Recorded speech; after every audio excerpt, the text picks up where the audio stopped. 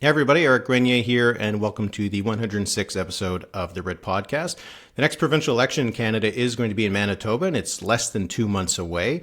The NDP under Wab Kinew were leading in the polls for really a few years, but lately it's looking like it could be a neck-and-neck race with the PCs under Heather Stefanson. So to break it down this week, I'm joined by Niigaan Sinclair and Dan Lett. They're both co-hosts of Niigaan and the Lone Ranger podcast, which you should absolutely check out, and they're columnists for the Winnipeg Free Press. So Niigaan and Dan, thanks so much for joining me. Miigwech, thanks for having us. Excellent to be here.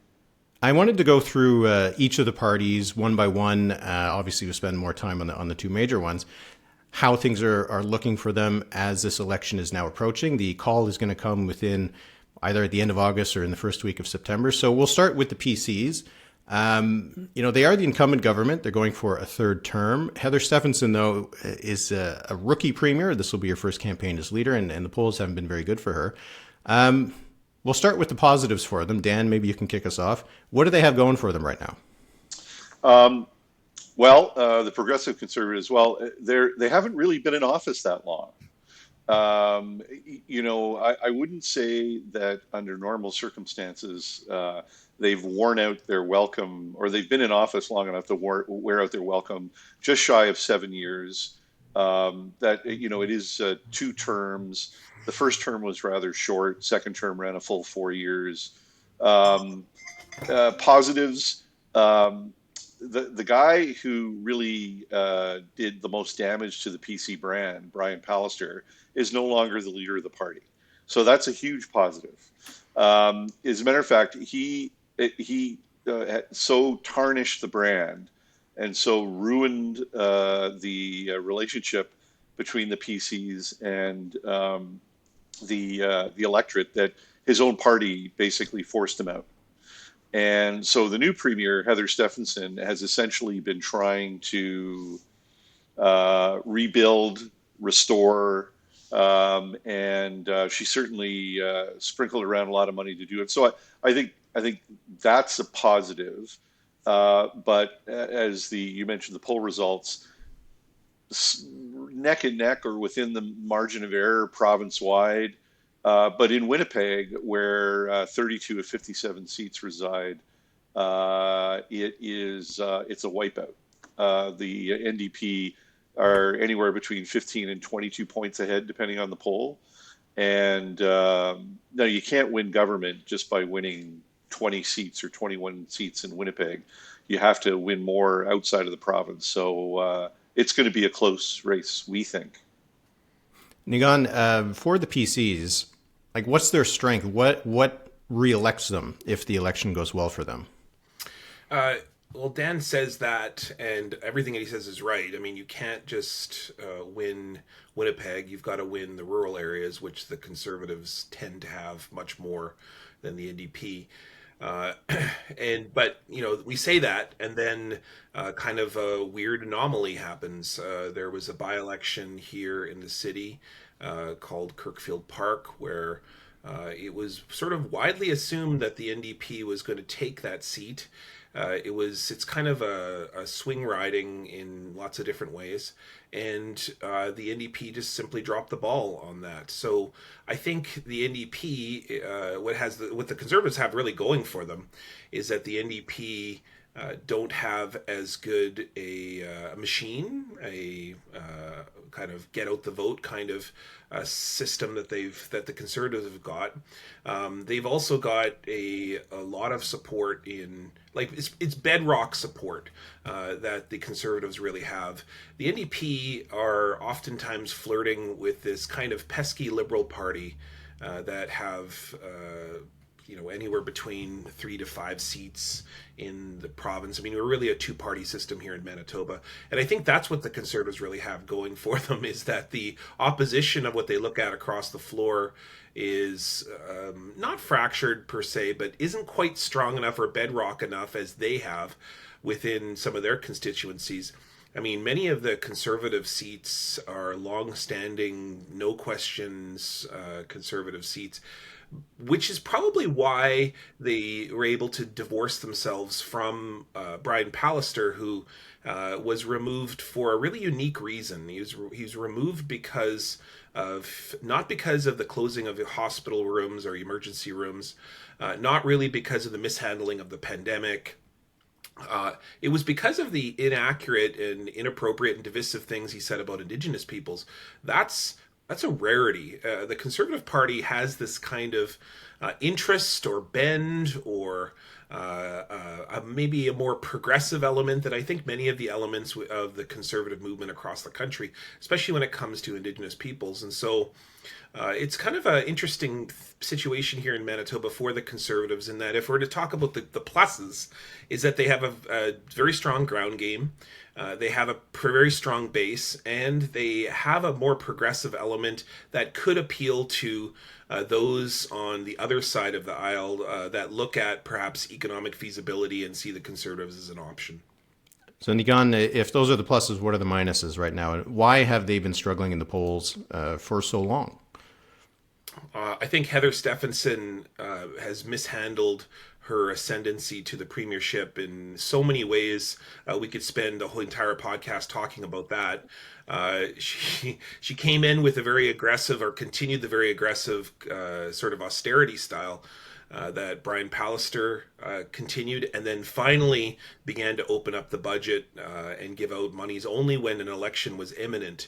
And so has really been seen in many ways as heartless. And perhaps the best example of that is the refusal to search the landfill, which we have covered a number of times on the podcast. The fact is that Heather Stefanson has really just come across as a very heartless person.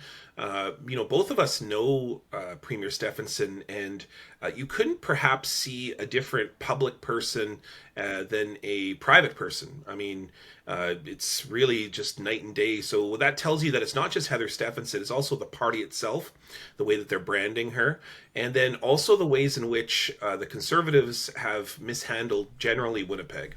And generally, Winnipeg have then, the disasters in healthcare have been time and time again. I've written about it in my column. We've talked about it on the podcast.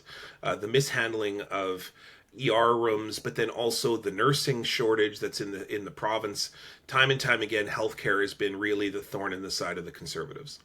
Dan, obviously, it's been going badly for Heather Stefanson, but you don't just need to take, our word for it. You can look at the polls. I rarely see a new premier come with such low numbers. She has the lowest approval ratings for a premier in the country. It's usually around 20-25%.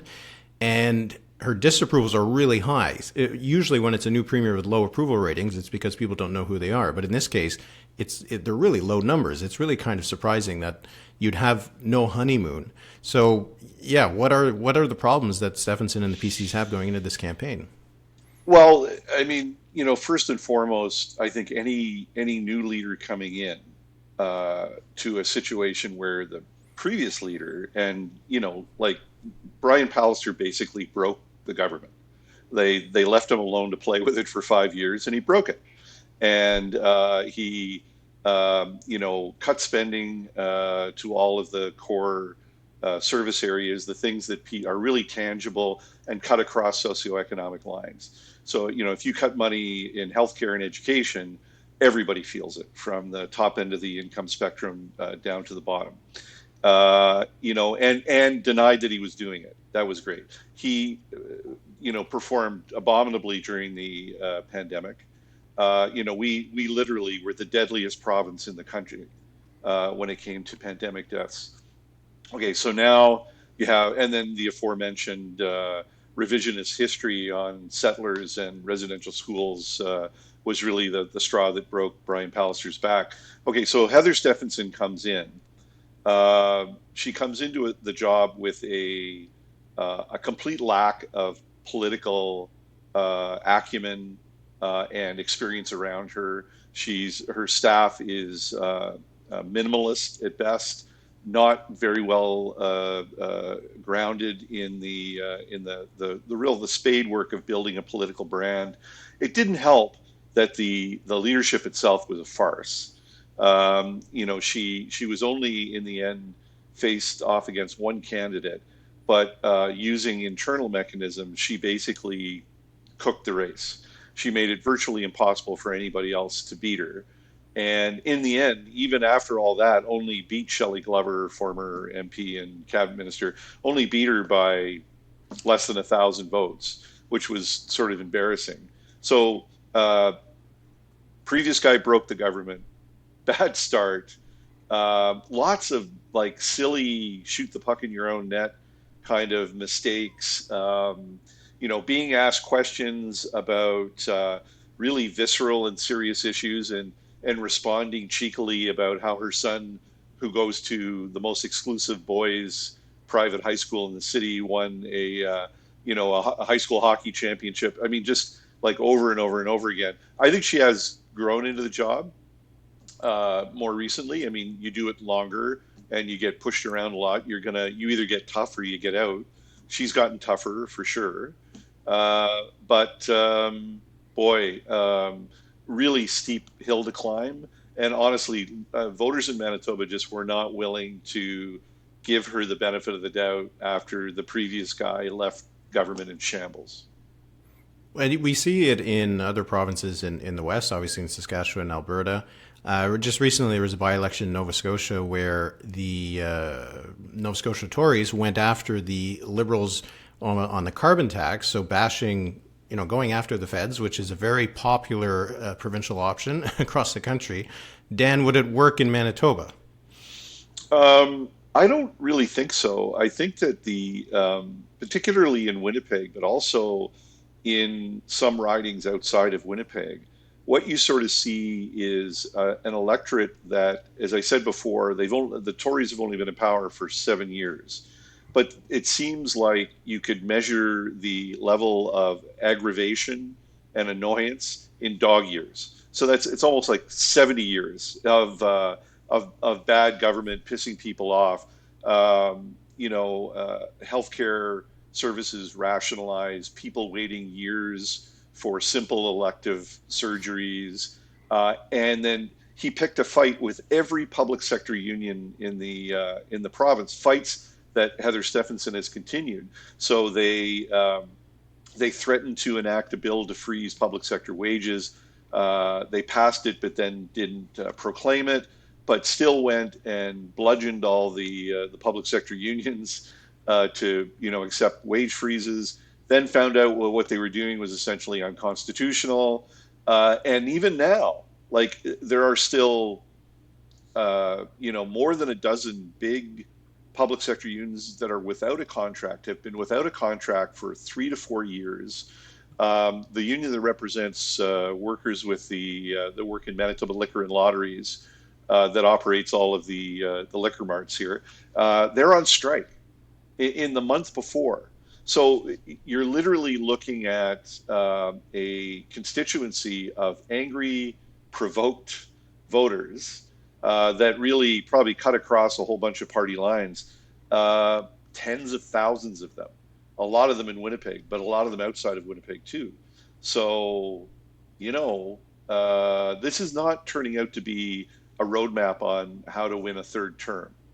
I think Heather Stefanson is now in a let's figure out a way to keep a minority mandate.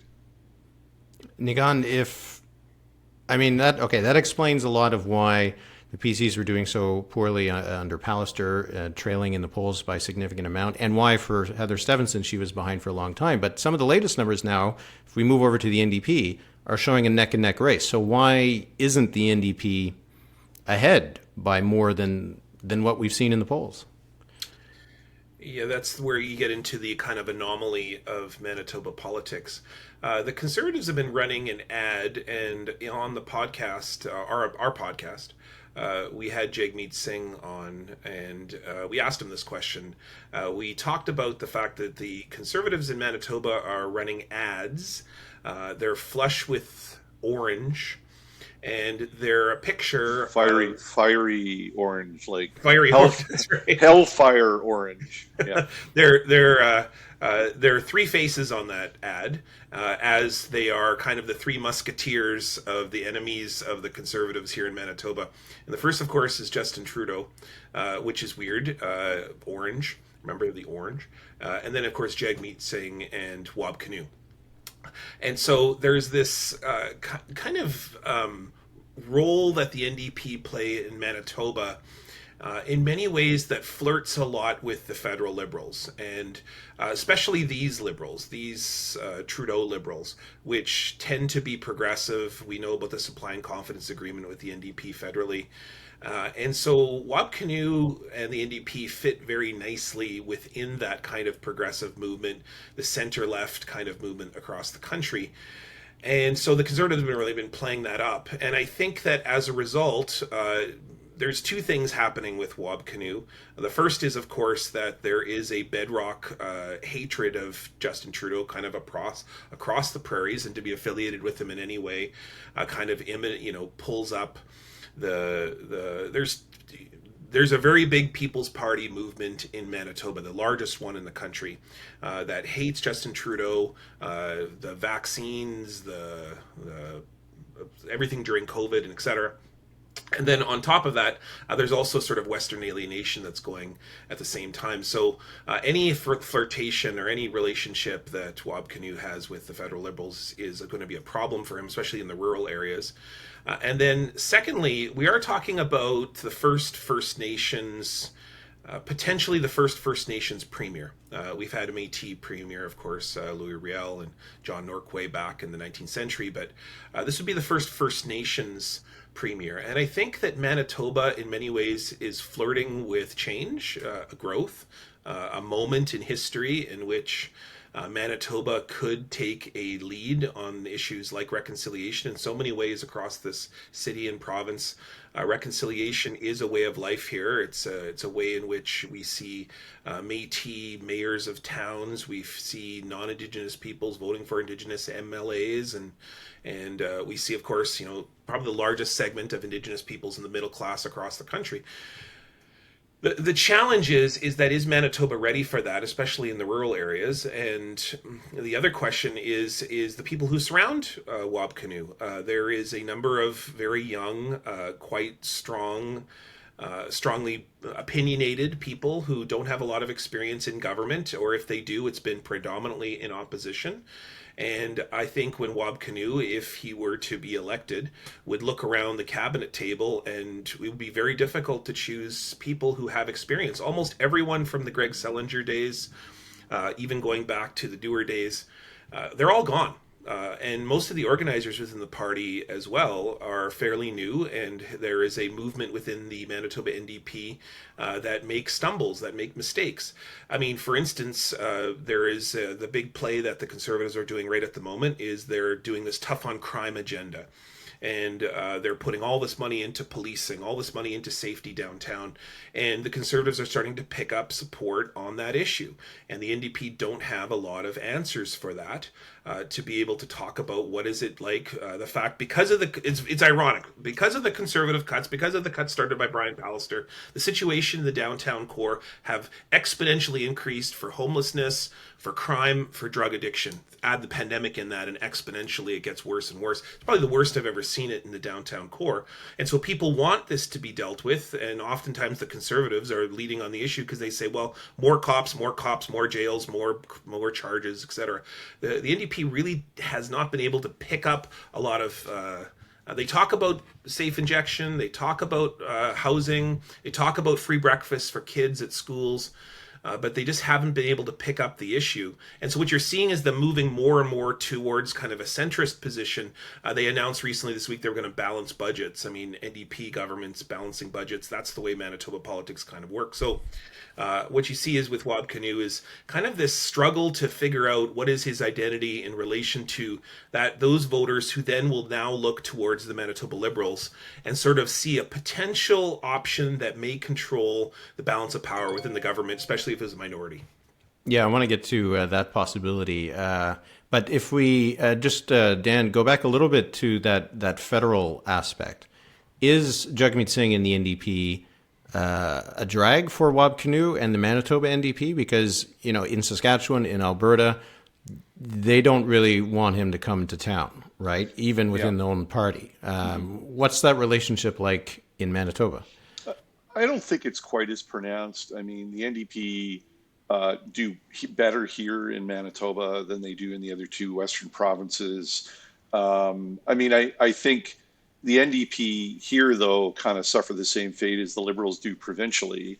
They're just not much of a factor at all. I mean, if the Liberals were a factor here, up into the high teens, maybe 20% support, it would be a game changing. So the ad that the three-headed Hydra ad that Niigaan referenced. I mean, I think what's interesting is that's it. It's mostly the tone of the ad. Like I said, hellfire, flames in the background, and provinces going to hell in a handbasket. What's sort of interesting, and one of the things that I think is moderated or mitigated the NDP's lead in the province. Well, I mean, first of all, and I don't have to explain this to you, Eric, because you know polls better than the two of us combined. But things tighten as elections get closer. So the big pre-election, a year out, it's not really. We don't really expect that to hold. The other interesting thing, though, and Niigaan mentioned this earlier, Heather Stefanson at the beginning of July made a decision to come out and say that her government would not fund any part of the landfill search for missing Indigenous women. We have what we believe is a serial killer who has been arrested. Police believe that the remains of several women, his victims, are in a landfill north of the city. And the feds and the province funded a feasibility study to see how much it would cost to do a search. The range is 84 million to 184 million. So there's some big numbers there. Almost immediately, the debate around this began to polarize. And prior to this, you would have seen people from all parties and all political perspectives, really, offering incredible support for the families, for Indigenous organizations. But when that feasibility study came out, it was a watershed moment. Now, what's interesting about Heather Stefanson's decision is she didn't have to say anything before the election. This is a can that could have been kicked down the road till after the election, no problem. But she came out and drew fire. There were protests, blockades. I mean, it really like a month's worth of, angry response. But what's interesting is, and I think it's coming clear now, it was a deliberate strategy. In the outer lying areas of Winnipeg, in particular in rural areas, there is a blowback on this issue. It is anti-reconciliation, anti-search the landfill. I think that the people that are writing to me now, I'm not saying they're necessarily a majority, but they're expressing reconciliation fatigue, if that makes any sense. And I think I have a column coming out later this week on this. I think it's quite obvious they did this deliberately to set themselves apart on this issue, to not only hold their base, but draw in swing voters who maybe feel, and particularly non-Indigenous swing voters, who maybe feel that they're just tired. They're tired of hearing about the issue. Now, here's an interesting convergence of events for the election campaign. Orange Shirt Day, nationally, falls within this election. So it will be, we know at least on one day, all parties are going to have to talk about this. And honestly, what I'm hearing now, intuitively, what I'm feeling is it's not going to help the NDP. And that is, it's perverse. But as everybody here knows, elections are often, exercises in perverse values and outcomes. So it is going to be a very weird situation. Niigaan, what does the NDP do here? Because it seems like it's a core principle versus cynical politics in terms of trying to make the debate about something that they have a better chance of winning on. It seems like they are in a bit of a delicate position, at least electorally right now.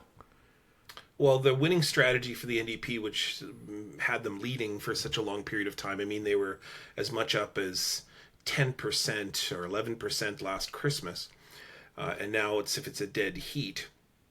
What was the working strategy for them was actually two things. One was just get out of the way, let the Conservatives in their kind of heartlessness agenda, the austerity agenda particularly, impact people time and time again. But then second is point out in the core, shore up your core, which is mostly urban young voters, people who are impacted by those cuts, and talk about the PC record, talk about the things that the Conservatives have done to aggressively hurt healthcare, education. No one really remembers much of the pandemic, but people certainly do remember that crime and drug use and homelessness is so evident in downtown Winnipeg now, more than ever. We at the Free Press did a story where we covered 24 hours in the downtown.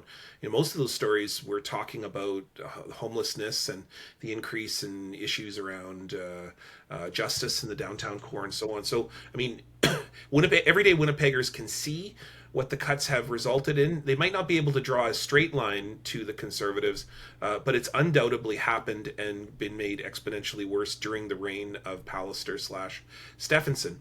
And so what Wab Kinew and the NDP need to do is they have to provide solutions, but solutions that would appease that kind of center-right, or at least appeal to them, to show that they're not just playing to a base. And so that means they have to talk about the issue of policing.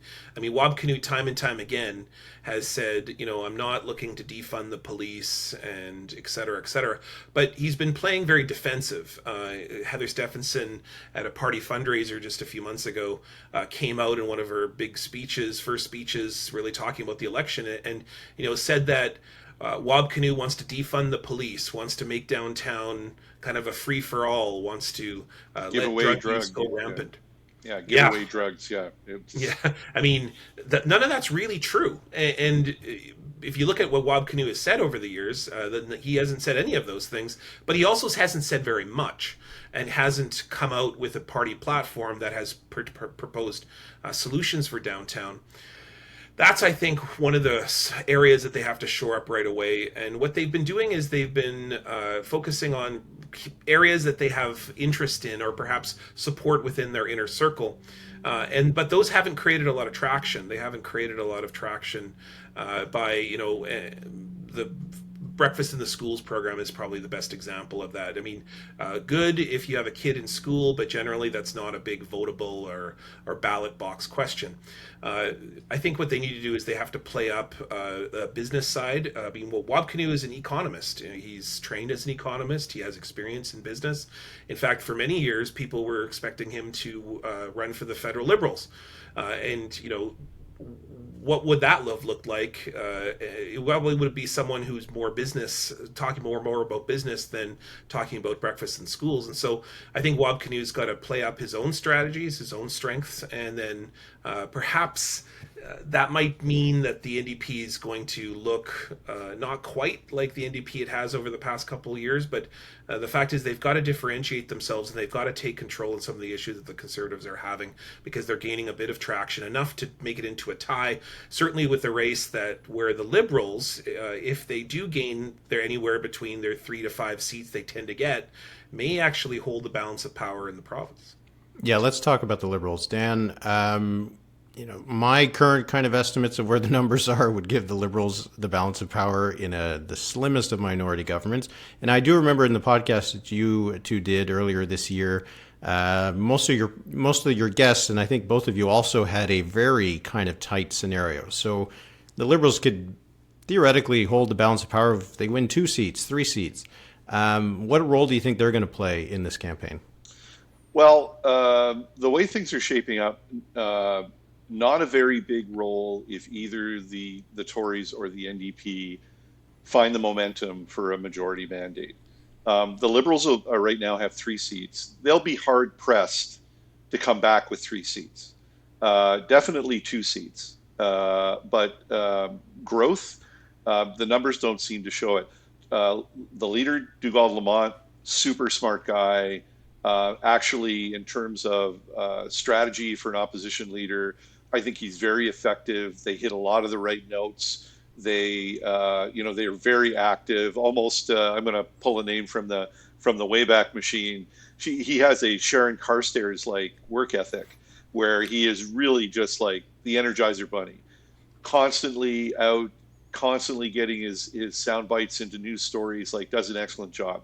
He does lack retail political appeal, and that's the Manitoba Liberal Party provincially just cannot seem to borrow the support that the federal Liberal Party here in Manitoba gets. And it's one of those, like, you could ask why over and over and over again. There are no sort of easy solutions. Maybe it is that they need someone with the retail skills of a Sharon Carstairs to sort of enter the race. I think the overarching conclusion that you come to, and you mentioned the podcast, is that where we did our prognosticator panel, and it's almost always the case, or correct me if I'm wrong, that you take the big poll numbers and then you start looking riding by riding. So we went through all 57 ridings and we debated where we thought what the outcomes were going to be. And honestly, it is almost always a tighter race than the macro poll numbers seem to show. The Tories right now are gaining and have erased the deficit province-wide, but we know that they will amass huge pluralities in their bedrock support outside the city of Winnipeg. Does that mean, for example, they're going to hold both seats in Brandon, critical battleground? No, it doesn't mean that at all. The NDP are running very strong in Brandon. So I think what we've come to believe that it will be tighter. And I'll just draw one parallel that I did in a column this morning, which is the 1999 election when Gary Dewar won, beat Gary Filmon. They started that election neck and neck provincially. And when it was all over, the NDP won a majority, but they won a majority with 44% of the popular vote. The Progressive Conservatives under Gary Filmon had 41.5% of the popular vote. And yet they went down 7 seats and the NDP went up 9 seats. So, this is a province with a smaller population. The margins for error are very slim here. And, honestly, it is going to be a dogfight all the way through. And Niigaan, what do you think of that and the role that the Liberals will be able to play? Do they have like in other provinces, that third party often gets squeezed when the race gets polarized? Do the Liberals also have that risk in this campaign? Yeah, the Liberals have a very strong sort of core of MLAs. We heard about Dougal Lamont, the leader, but Dr. John Gerard has been, he's an MLA in my riding, and he's the former leader, been around. And so there's forces within the Manitoba Liberals that are long-standing and have been around for decades. And there's some support there, but it tends to be very islandy, meaning that it's situated within mostly Winnipeg. You don't see a whole lot of support elsewhere. There's a bit in northern Manitoba. There is something that I don't think a lot of people would know from people outside of Manitoba, but many Indigenous peoples in the province, First Nations, in particular First Nations leadership, almost all of the First Nations leaders in Manitoba are very strong Liberals federally and Liberals provincially. You'll see, for example, many of the people who are leading the Chamber of Commerce, the Indigenous Chamber of Commerce, are Liberals. And so there is this kind of interesting constituency amongst Indigenous peoples that leans towards the Liberal Party, both provincially and federally. And so there's, I wouldn't throw that away. I wouldn't say that's probably enough support to get some seats, but it's certainly something that you notice. Even if we look back to the days of Elijah Harper, Indigenous peoples tend to lean towards Liberal parties. In Manitoba, anyways. And one other thing I would just want to add before we sign off on the pod for today, but there is one kind of X factor in this provincial election that can't be denied. We've already seen it being played up in the months leading up to right now, and it is, of course, NDP leader Wab Kinew's past history, some of his run-ins with the law, which Brian Pallister famously, time and time again, took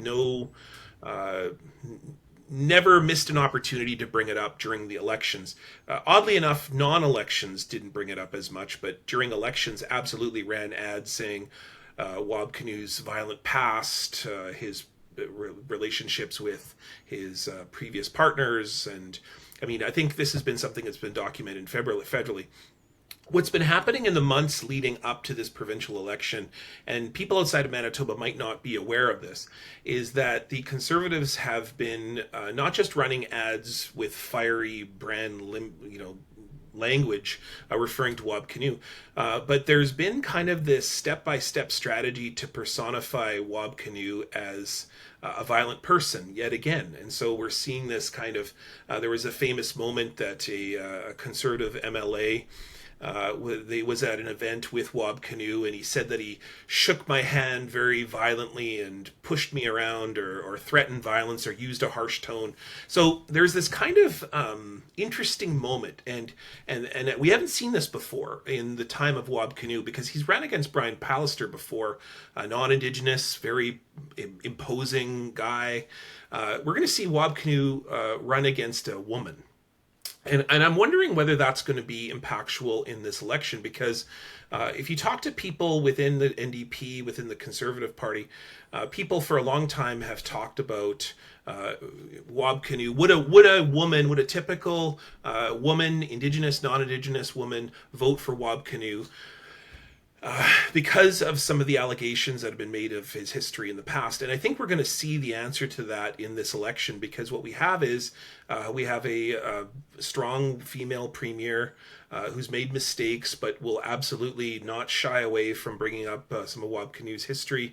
And then, of course, we've got an Indigenous man who has talked about those events, but as we all know, the stereotypes of Indigenous men are oftentimes associated with violence. And I'm interested to see how that plays out in this provincial election. I hope that it doesn't. I hope that it's something run on the issues, but I certainly think this is going to be something in the background. It's definitely something to keep an eye on during this campaign. We'll close off quickly here. I want to let you both go, but either of you have a quick comment on any of the other parties? We've got the Greens, the Keystones. Are they going to have any role in this? Either of you want to have a point to make about some of these smaller parties? Greens will have a respectable showing in 2 Winnipeg ridings that doesn't bring them really legitimately close to winning a seat. Keystone Party, I think that even a few hundred votes the Keystone Party takes in my mind, I've identified about 8 ridings where we know the NDP Tory race is fierce. I think a few hundred votes, that are hived off to a far right-wing party. Clearly, that's not going to come from the NDP base of support. Could be definitive. It could be impactful. I would just add 2 things. One is Maxime Bernier ran in Portage-Lisgar federally. His showing was tepid. It certainly wasn't the expected response. Man, that's a super polite way of talking about an ass kicking. But go ahead, tepid. We'll go with tepid for now. The People's Party in Portage-Lisgar got around 20% of the vote in the federal election in the last one, and in this by-election certainly was nowhere near that. And the reality is that there is a very strong hard right anti-vax freedom convoy movement in Manitoba. It's still there, and the Keystone Party does have access to those voters, has jumped on some of those issues. The federal Conservatives, oddly enough, have also tapped into that, running in the last ad, conspiracy theory ads. Pierre Poilievre run those, and it was very weird to watch that in the by-election, the way in which the federal Conservatives went quite hard right, appealing to the Freedom Convoy quite openly. And I think that's what's evidence of what Dan's talking about, that the Keystone Party has access to hundreds of votes across different ridings that could be impactful. The Green Party's just elected a new leader, so certainly there may be some interest there, but generally they don't do anything other than appeal to a couple urban ridings, one being the riding of Wolseley, which tends to be one of the few areas in the country that the Green Party has presence. But what I'm really mourning is the loss of the Rhino Party, and I'm very sad about that. And I was hoping that Slurpee machines at every corner would eventually show up again in a Manitoba election, but I guess I'll just have to wait another year, another election cycle. Well, there's still time for people to start up a Slurpee party, I suppose. The election, is not going to get kicked off for another couple of weeks. So really appreciate this conversation. And anybody who's listening, watching, definitely check out Niigaan and the Lone Ranger podcast. I know you'll be coming back for the campaign, and that'll be a lot of fun to listen to as well. So thanks to both of you. I really appreciate it. Miigwech, thanks for having us.